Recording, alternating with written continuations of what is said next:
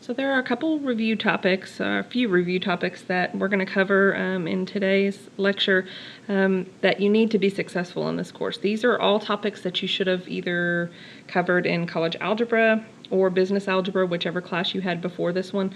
And these are just definitely not an exhaustive list of what you learned in those classes, but just the things that I think come up most in Business Math 2 and that you'll need to be successful. So let's look at a few of those. I'm going to look at them pretty briefly. So the first thing that you're going to need to have extensive knowledge of is just basic factoring. And at its core, factoring is just when you look for something in common to factor out.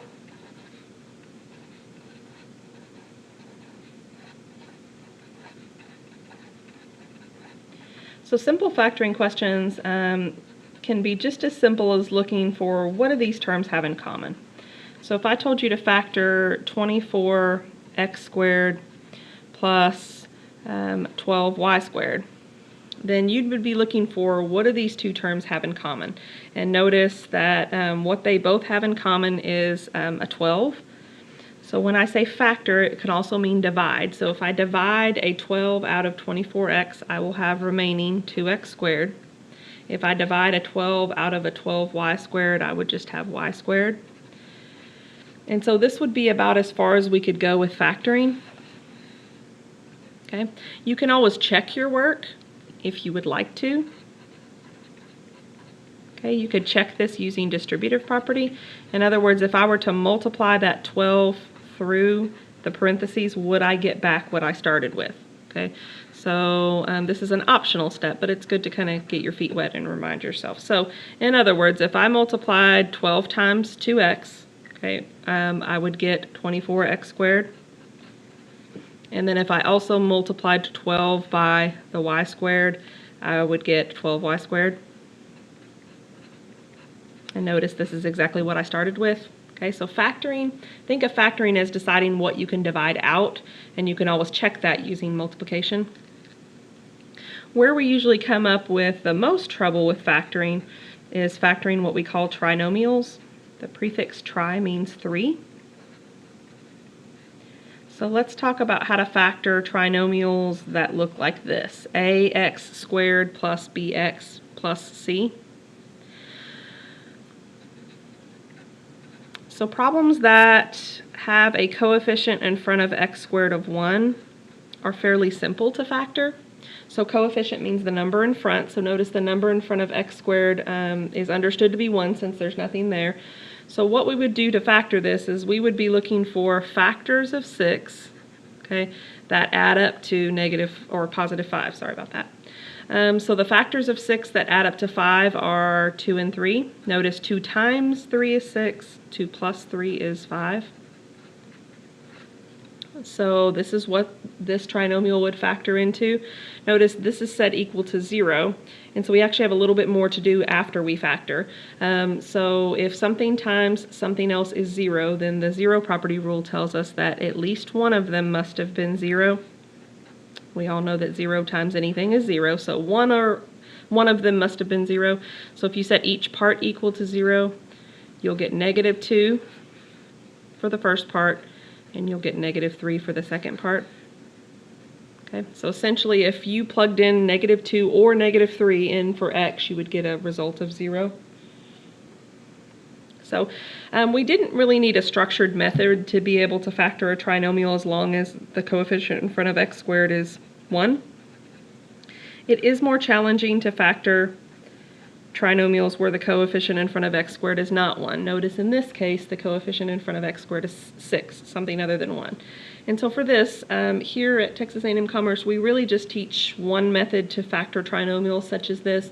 But if you have another method from another class, I'm perfectly fine with you using that. I'm just going to instruct you with AC method.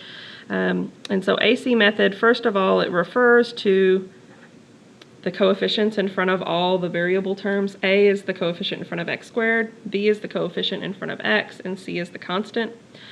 And so for the AC method, you first multiply A times C. And notice A in this case is 6, C is negative 2. And so we get a result of negative 12. Okay? And this is what you're looking for. You're looking for factor pairs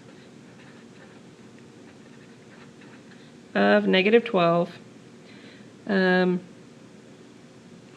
And you want to list those until you find a pair that add up to be the middle number. So notice the middle number, there's no number in front of B, so that's understood to be 1. So we're looking for a factor pair that adds up to B equals 1. Okay, and so sometimes you can find this factor pair right away, and that's awesome if you can do that. If you struggle a little bit with that, you can list any and all things that give us -12 when we multiply them. Notice in this case we have a negative result, which means one of the terms would have had to have been negative while the other is positive. So let's list all the things that give us -12 when we multiply them. 1 times -12 gives us -12. 2 times -6 gives us -12. But so does 3 times -4. Notice we have a whole other set of pairs though, because we could move the negative sign over here, so it could be -1 times +12, -2 times +6, or -3 times +4. Okay, and those are all of the factor pairs that add up to, or sorry, factor pairs that give us -12. But we are looking for the pair that gives us B equals 1 when we add them. Okay, so which of these pairs adds up to 1 when we add them? It turns out that is the pair that would work. Okay, and so what you do with the pair that you choose is you replace B with 2 terms.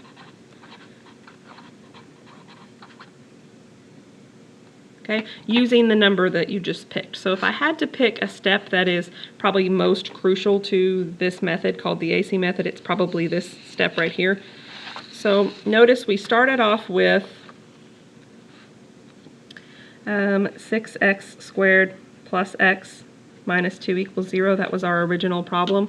And so we're trying to replace this guy with 2 terms, and we're going to use the numbers that we chose here. So that's going to let us have 6x squared minus 3x plus 4x minus 2 equals 0. Notice the only thing that I did in this step is just here, right? I pulled apart x and made it -3x plus 4x. By the way, notice -3x plus 4x is itself x, so I really haven't changed anything. But I've just replaced that middle term with these 2 terms. Okay. So then what I'm going to do is I'm going to kind of group these together. I think of this as a group and this as a group, and I just ask myself, is there anything that the first group has in common? In other words, do 6x squared and 3x have anything in common that I could factor out? And they do, right? They have a 3x. If you divide 6x squared by 3x, you get 2x. If you divide 3x by itself, you get 1. Okay. Notice there's the minus sign there as well, right? And now let's do the same for the second pair. What do 4x and minus 2 both have in common? The answer is 2. And so if we divide 4x by 2, we get 2x. 2 divided by itself is just 1, and again we have a minus 0. Okay. Notice here, if done correctly and if the problem factors, you should get a repeat in both groups. So notice I have a repeat of that 2x minus 1. And so in the end, I pull out what they have in common, and then I write what they had left after I pulled that out or after I factored that out. So that would be 3x plus 2 equal to 0. And then from here on out, it's really similar to the problem we did in example 2, where if this times this equals 0, then one of them had to have been 0. So I'm going to set each of these parts equal to 0. And so notice here, if I add 1 and divide by 2, I'll get 1/2. Here, if I subtract 2 and divide by 3, I'll get -2/3. Okay, so once you get the hang of the AC method, you can short step this quite a bit. Like, you don't have to necessarily list all the factor pairs if you know immediately what the factor pair is that adds up to the middle number. But this is just one example, and again, that's something you need to review if that's something that you have forgotten from the class before this one. There's also some really simple factoring problems that come up quite a bit in Business Math 2. And you'll see these quite often because if you recognize them for what they are, they're actually very quick and easy to factor. So this is what we call a special case in algebra called the difference of two squares.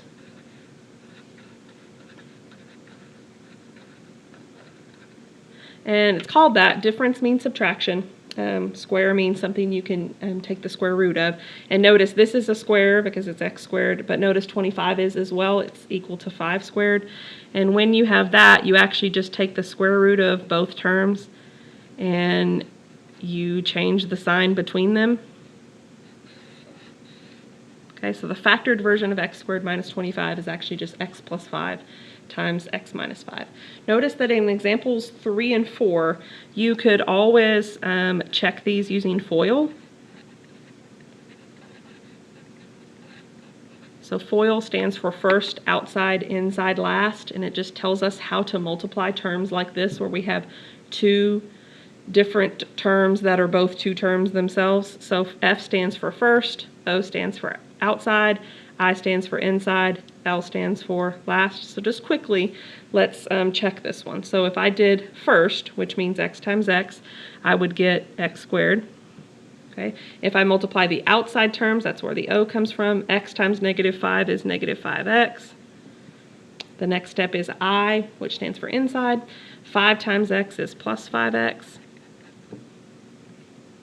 And then lastly, 5 times negative 5 is negative 25. Notice if we combine like terms, minus 5x and plus 5x are 0, and we end up with just x squared minus 25, which is what we started with. Okay, so you could also do the same in example 3. If you were to FOIL out the factored form, example 3 was 2x minus 1 times 3x plus 2, you would get back the original problem, which was the 6x squared plus x minus 2. Okay. So factoring is definitely going to be key in this course, and you need to make sure that you're pretty solid on that. Some other topics that seem to come up a lot and that students have a tendency to forget are the exponent rules. So I'm going to briefly go through those really quick. There are 3. The first one is the product rule. Product means multiplication. Okay, so the product rule, I'm going to give you one example, just says if you have x to some power times x to another power, so that's x to the a power times x to the b power, the product rule says as long as the bases are the same, then you leave that the same and you're allowed to add the exponents. Okay, so product rule, when you're multiplying terms with exponents, you add them. The next rule of the 3 is called the quotient rule, and the word quotient means divide. So this is for when you have maybe an exponent divided by another exponent, and when you combine those, rather than adding the exponents together, you are going to subtract them. Notice in both cases the bases didn't change, we just added the exponents for product rule, subtracted the exponents for quotient rule. And then the last main exponent rule is the power rule. This is actually for when you have an exponent raised to a second exponent. So that's reading x to the a power, but then raised to the b power. And what that says is that you actually multiply the exponents. So that would be x to the a times b power, or you could just say x to the ab power. Some other things to keep in mind are maybe some unusual exponents. So I like to give this generalization. Fractional exponents are generally roots. So let's do a few quick examples of that. So what I mean by that is if you have x to the 1/2 power, that means the square root of x. X to the 1/3 power means the cube root of x. X to the 1/4 power would mean the fourth root of x. So the bottom number is telling you which root of x to take. So what about when you have something maybe a little more unusual, like x to the 2/3 power? Well, the bottom number still represents the root, so we would be taking the cube root of something, and then the top number just tells you what power to raise x to, so that would be the cube root of x squared. So these are just different ways to write roots. So you need to be able to change between fractional exponents and roots and the other way around as well. And then Something else that seems to come up quite a bit are negative roots. Sorry, negative powers, not negative roots. So negative exponents, I like to say they just move to the other part of the fraction.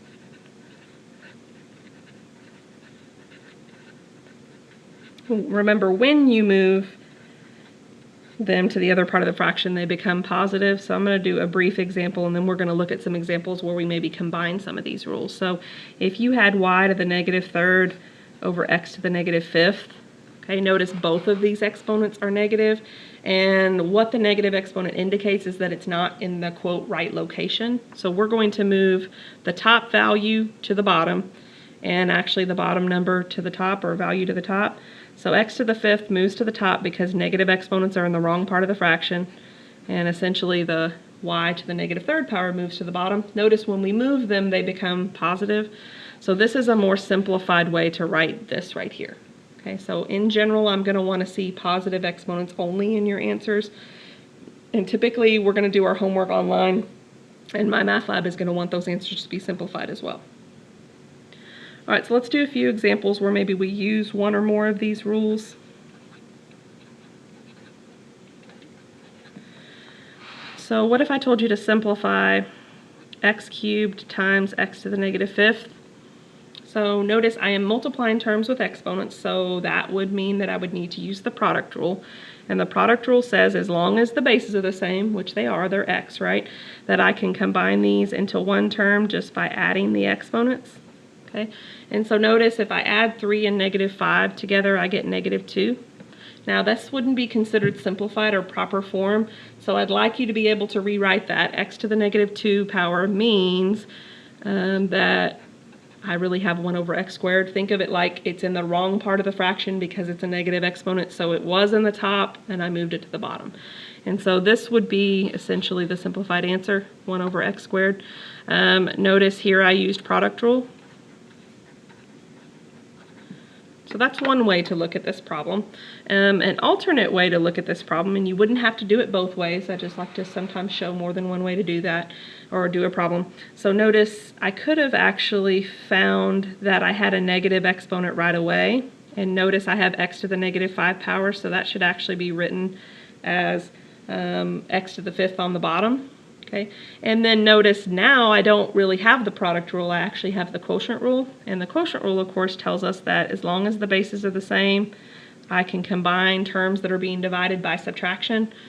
And notice I'll still get the same x to the negative 2 power, which gives us 1 over x squared. It's just this time I used the quotient rule. So either one of these methods would have been fine. Okay, so you can often do a problem in many more than, usually more than 2 ways even. All right, so let's look at maybe a problem that requires us to use a still different rule.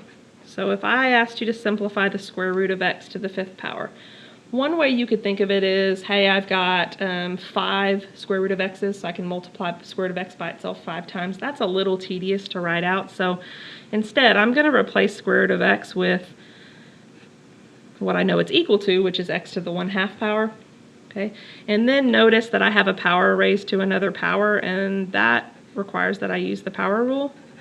Remember what the power rule says? It says that I multiply terms, or multiply the exponents when I have a power raised to another power. So 1/2 times 5 is 5 over 2. And so that would be the simplified result for that one. So you need to make sure you know your exponent rules, kind of how to deal with more unusual exponents like negative exponents, like fractional exponents and all that good stuff. Okay.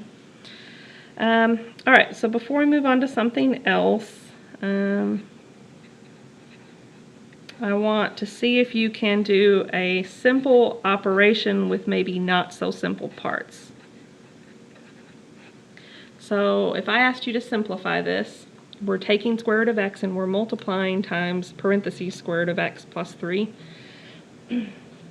And so we would normally use distributive property here, and that's actually what we'll do.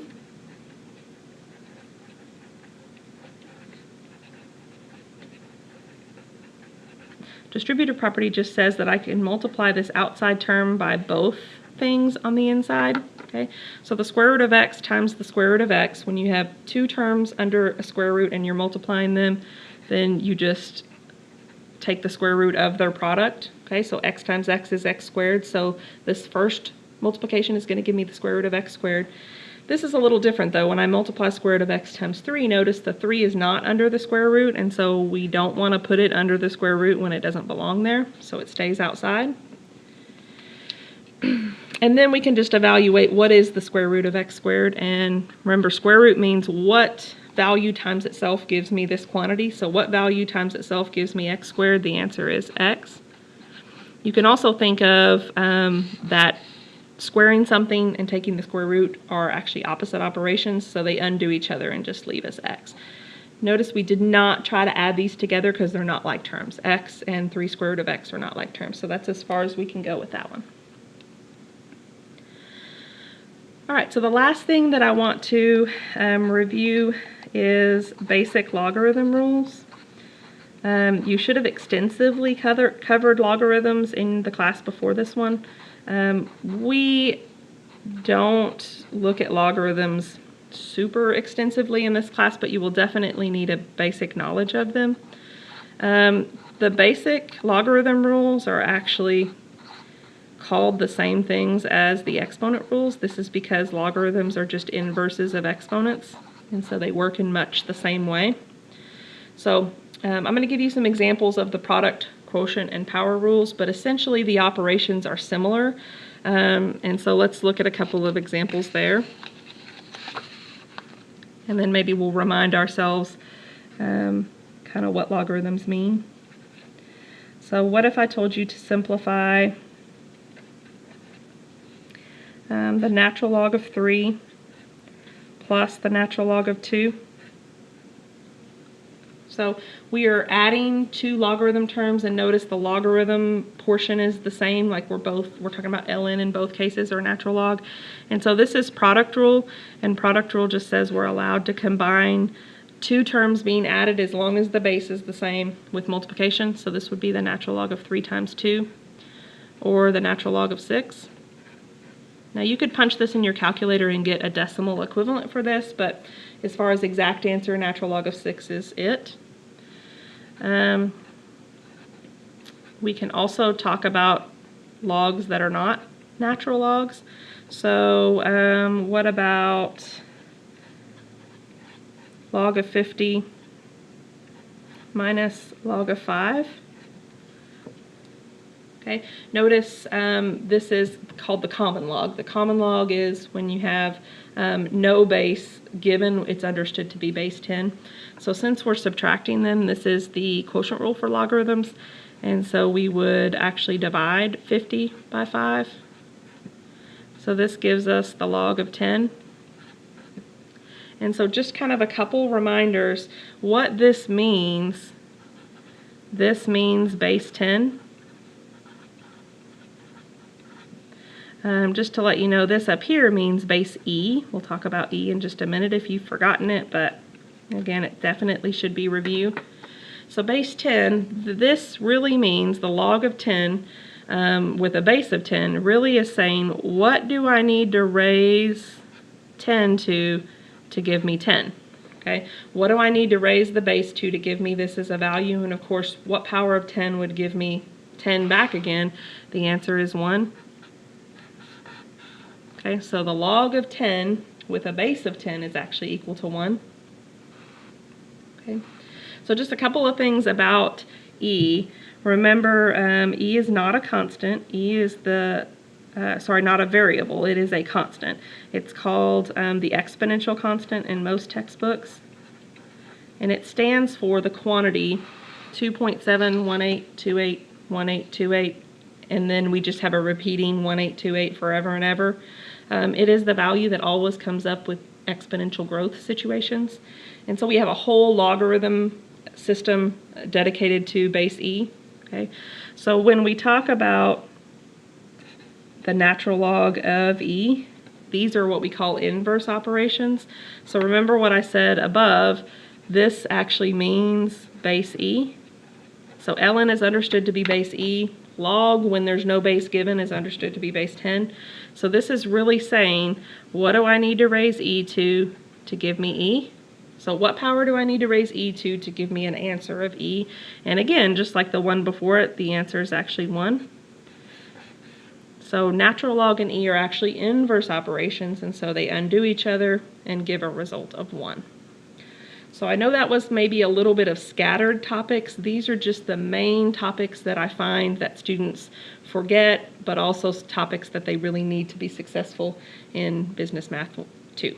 So the next lecture will be more direct content from Business Math 2. This was more of a review. There are some review exercises that I want you to take a look at on my math lab, and so you can practice some of those.